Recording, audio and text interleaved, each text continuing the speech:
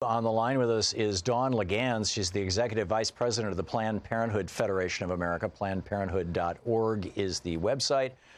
Dawn, Laguens, is her Twitter handle, or PPFA. Dawn, welcome to the program.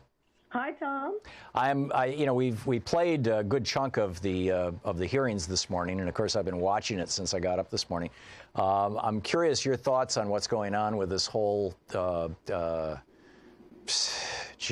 don't know how to characterize it. Circus seems way too tame for what's going on right now in the Senate Judiciary Committee.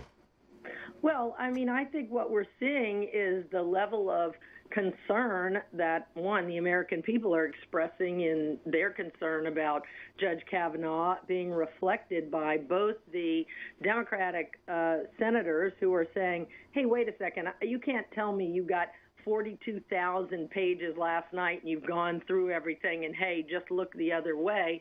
And a lot of, obviously, individuals, primarily women from what I can tell, who realize that safe legal abortion, which has been a right in this country for decades, is really literally on the line. And so I think it reflects the grave moment we're in, where this court could tip away from the will of the American people for decades to come.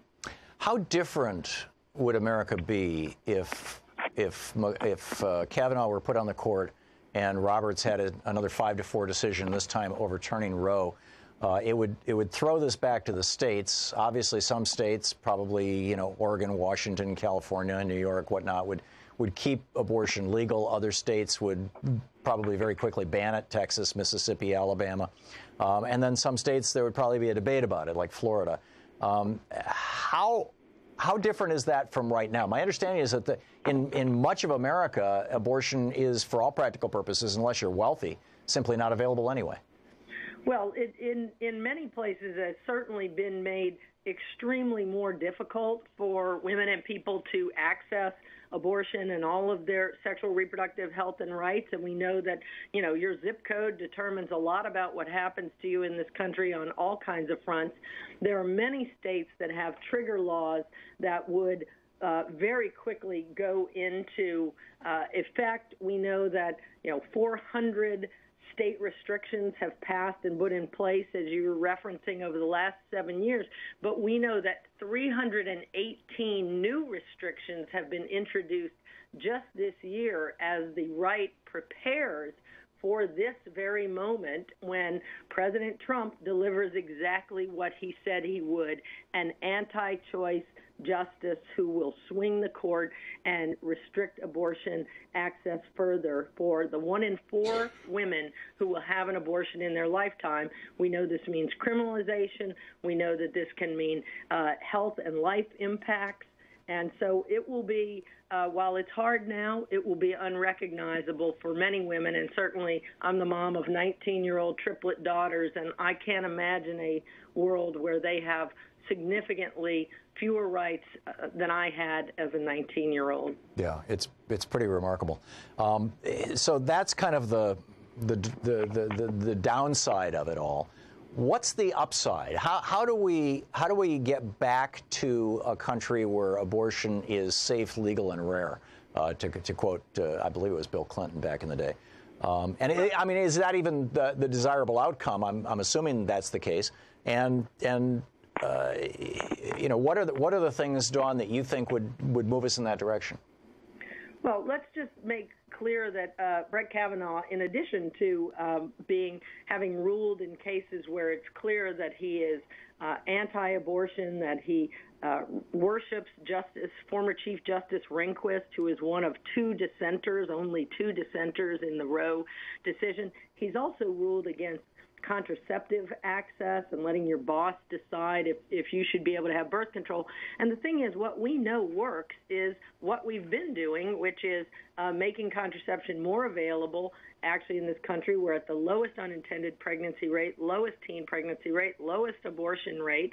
Abortion is very safe, one of the safest medical procedures, and one, obviously, that many women avail themselves of during their lifetime. And how we get back to that is we have politicians who actually match up with the people, 70% of Americans say they want Roe v. Wade to stay in place. So how is it that we have these states, these state legislatures, and these senators who would tilt the court in a way that would get rid of the Affordable Care Act and the 62 million women who are benefiting from no copay birth control and cancer screenings, as well as now making it a country where it is even harder and criminalized, and women are at risk and families are more at risk. So, there's no silver lining on Brett Kavanaugh, I'll tell you that, but I do think people are really speaking out. They're really woken up about this and all the issues that are at stake. And of course, we know that in November, a lot of them are going to be expressing their opinions, and I hope that, if nothing else, this has been a wake-up call for that. You know this issue much better than I, and I'm looking at what happened with Ireland. Ireland, very, very Catholic country, went along with the Catholic Church's position on both birth control and abortion for years and years and years. And for that matter, on divorce. I remember the first time I went to Ireland back in, I think it was the 70s, maybe the early 80s. There were these billboards all over the country of a little girl with tears in her eyes holding her mom's hand, and a man standing off in the distance with a bad look on his face. And I couldn't figure out what it was. It was like vote no on Proposition 3 or something. And it turned out they were talking about whether or not to legalize divorce. But what happened was the abortion clinics in the UK were widely available to Irish women. There was also that ship that parked off the coast that was performing abortions. And eventually, I believe, the country came around and said, enough already, because this really isn't about abortion and birth control. It's really about women having equal power, political power, and equal access to medical care. This is about, misogyny. It's about the oppression of women. And we're not going to put up with this anymore. They did change their law recently. Am I remembering that right, Dawn? Yeah, you are, Tommy. You've got it all correct. Many countries are moving toward equality, as it seems as if ours is moving against it. And I'll just remind you that, for 101 years, Planned Parenthood has had one big idea, and that is that your body is your own. And if it's not, you can't be free and you can't be equal, exactly as you've said.